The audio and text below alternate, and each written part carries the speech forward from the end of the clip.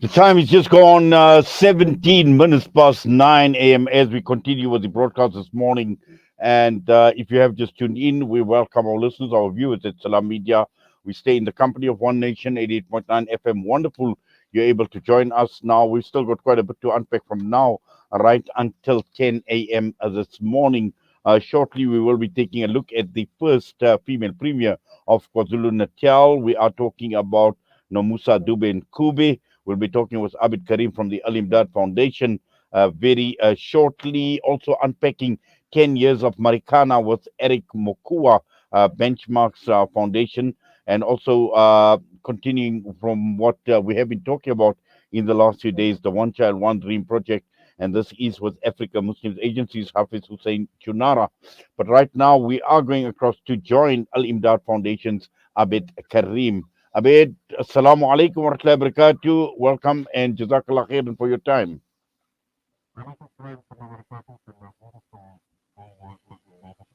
Northern Yes, Nepal. Brother Abed, I'm not too sure whether I can hear you clearly. You are sounding a bit muffled. So if you could just possibly move around somewhat and see if we can't get you, on a with better quality sound. Can you hear me now, Brother Night? Yes, okay, yes, much better, Alhamdulillah. Yes. Brother Abid, we are talking about the newly sworn in KwaZulu Natal Premier, Nomusa Dube-Ncube. And, we've heard in the news where she said that her position will come now with much responsibility, with expectation. And this followed the resignation of Sichle Zikalala. Now, just looking at this appointment and just trying to understand, and I know you're very close to obviously some of the developments in that part of the world. What does this actually mean? Once again, Assalamu alaikum wa rahmatullahi wa barakatuh to you and the listeners of your radio station. If you look at the situation in KwaZulu Natal, and you may understand, KwaZulu Natal is a very, very, powerful region in terms of the ruling party. And my comments are more on a personal basis of my interaction, not on behalf of Al-Imdaad. So if you have to look at the situation at the moment in KwaZulu Natal with Nomusa Dube, who is now the premier of KwaZulu Natal, and as you all know, is the first female premier for the province. Now, with our interactions and being part of intergovernmentation, which is my portfolio in Al-Imdaad Foundation, I've worked very close with her in all the different portfolios that she had worked with. She was the MEC for Cox Directive Disaster Response. Then she went to the MEC of economic development, etc., etc. So we had many interactions with her when she was the MEC. One thing that comes out very clear from her as a woman, a very, very stern and want things to get done in our interaction with her, even in the disaster response programs when we met with her and had interacted in our disaster forums, etc., etc. So from that point of view, I would think, in my personal view and my interaction with the premier that we have now, Musa Dube-Ncube, is that she is a lady of action. She wants things done. I've seen how she operates with her officials, and if the woman didn't get it done, and alhamdulillah, in that way, I would think it will make a big difference in this last bit of 2020, 23, 24 to the next elections. That will make a huge difference by being a female premier. One thing I also seen with her is that moving and making sure that women matters, gender-based violence, matters of rural women, very, very, passionate about it, especially when it came to the One Home, One Garden program, which we as the Al-Imdaad Foundation embrace with the provincial government and agriculture, and being our what we call in Operation Sukuma Sake program. Operation Sukuma Sake program in KwaZulu Natal is a poverty eradication program which is now being gelled with the district development model, which is very important for our listeners to understand what this is all about. The DDM is a district development model throughout the country. And the premier at hand is our champion in Tugela district, where we stay in Escort, Ladysmith, Dugsville. So she was deployed, and I think she will still be deployed here as the champion of Operation Sukuma Sake. Meaning what? It is all departments effectively going out and making sure we're reaching to the communities out there and making sure that poverty eradication, whatever is needed in the profiling of wards, what Nomusa Dube is our champion for. And again, I'm saying my personal interaction with her and as the foundation as a whole, doing different projects, winter warmth, one home, one garden, co-ops, etc., etc. I found her to be very, very leaning towards women, what they call matters, the females, the children, to make sure that that agenda and that budget are moved towards those types of programs. The little that I saw here in the Vela district, provincial wise, Yes. I'm sure that she could be impactful. Also, Brother Abed, I think what is important to understand, and also for yourself and also for Al-Imdaad Foundation, is to work closely with government and government structures, particularly in the times that we find ourselves in. We know that there have been a number of disasters, but also as far as socio-economic development goes.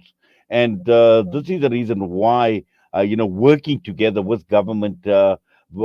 Through yourselves and also with Al-Imdaad Foundation is of paramount importance.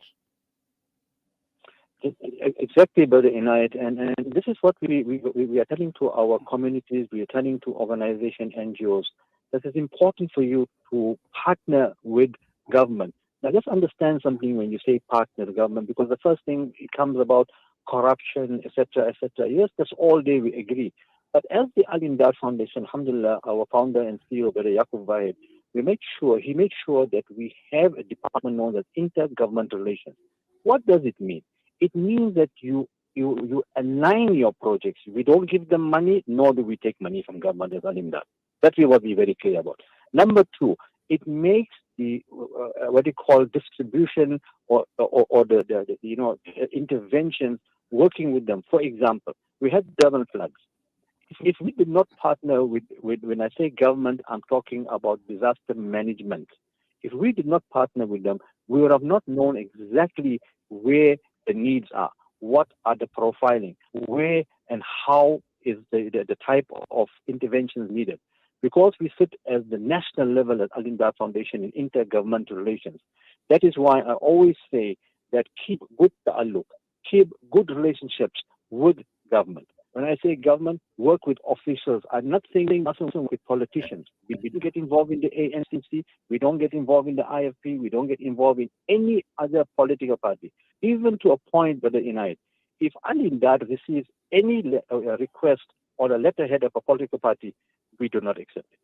You must come from the poverty program known as Operation Suguma Sake, or it must come from a structure where there is a need. For example, if somebody needs winter warm blanket, we just finished up with winter warmth now, right? And say, look, this community of elderly senior citizens, it falls within our profile of intergovernmental relation. Your senior citizens, the children, and the what they call disabled. So we say, okay, you do 100 profile the area.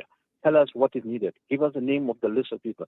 We don't have the capacity as individuals and organizations. They know exactly in the wards where they are, who needs it. And alhamdulillah, I can tell you, in the 14 years that we are working, and coming back to your point of the new premier, that this is how we had worked, and we worked throughout the country. I give you another example of how to work with intergovernmental relations.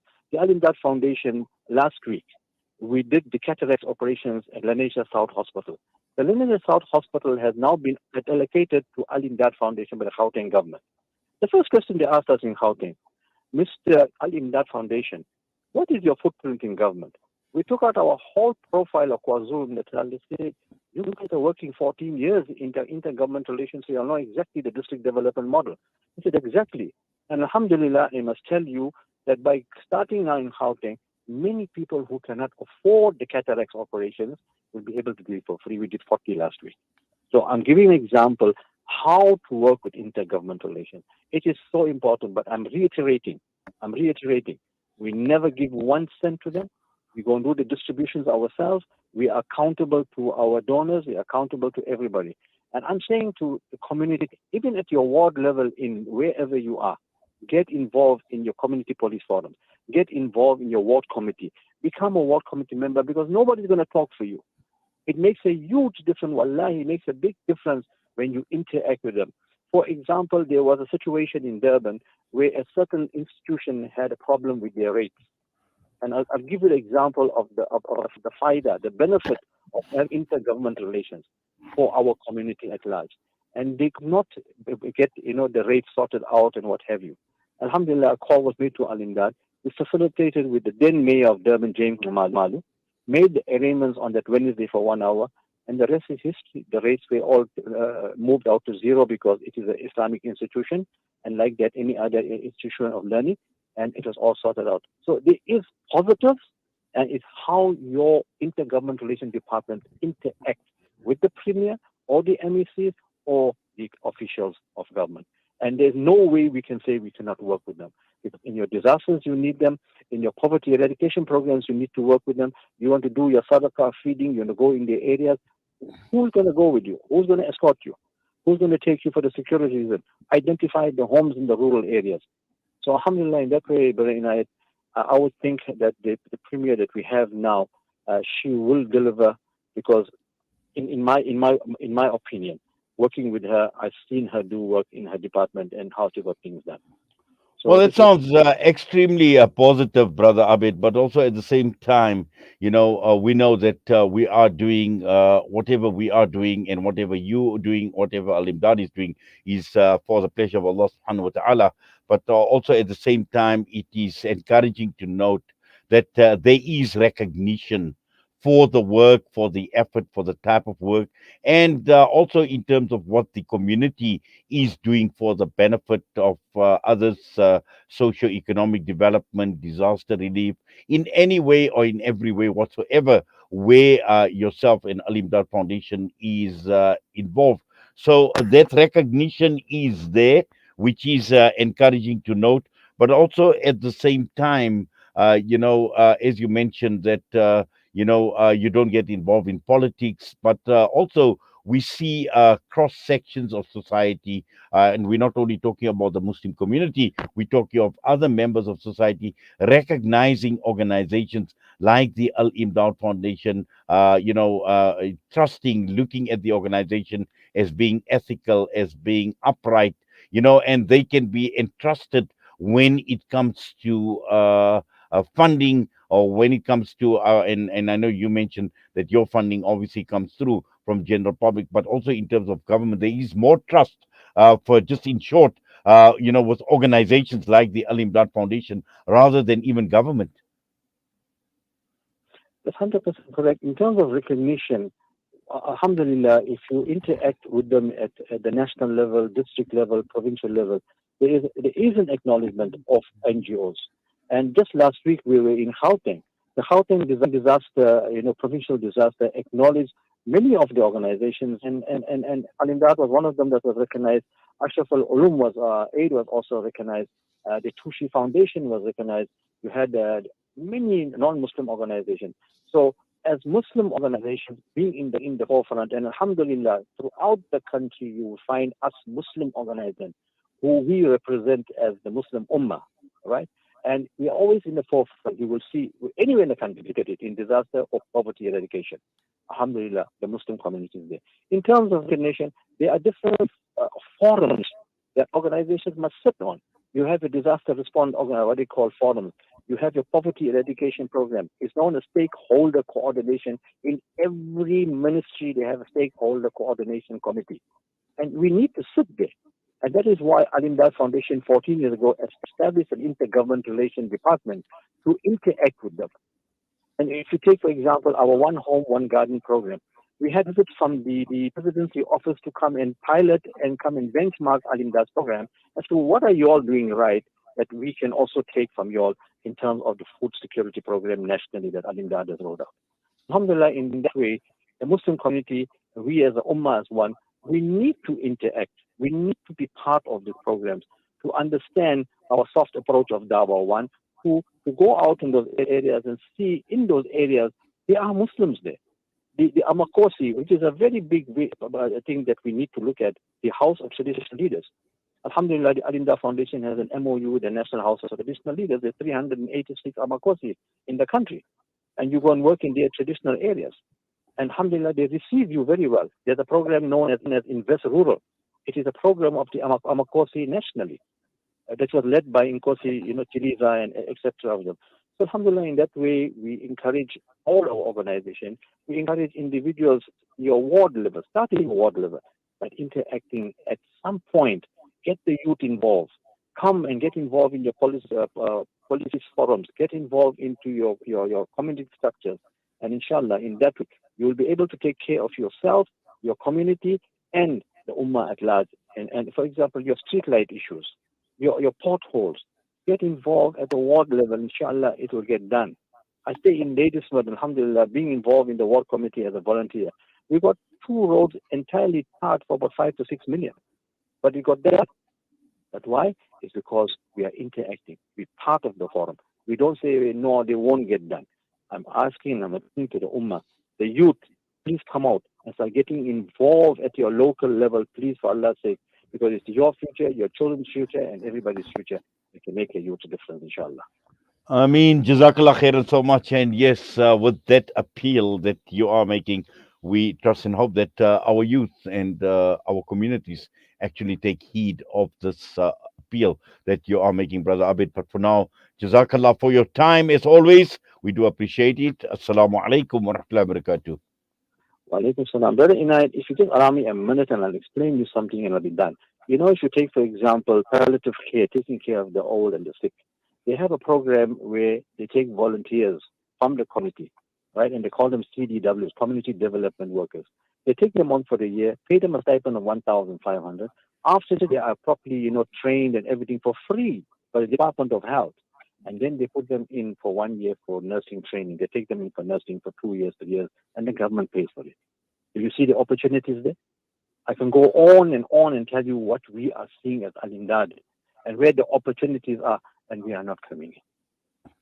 Well, definitely, I think we need to talk about this a lot more, inshallah. And you have got quite a deep insight as to the workings of the government and also where these opportunities lie. So, inshallah, at some point in time, we will visit that particular aspect, Brother Abid. But for now, as I said, Jazakallah as always. Assalamu alaikum wa rahmatullahi wa barakatuh. Wa alaikum salam wa rahmatullahi wa barakatuh, and Jazakallah khair for having us. Abed Karim joining us, Al-Imdaad Foundation's Abed Karim, and against the background of the new premier in KwaZulu-Natal, Nomusa Dube-Ncube, and also looking at organizations like Al-Imdaad, their interaction with government when it comes to projects, when it comes to issues surrounding socio-economic development, disaster relief, and many other issues that NGOs like Al-Imdaad Foundation are involved in. The time is just gone 9:35. We come back, we want to focus on Marikana 10 years later.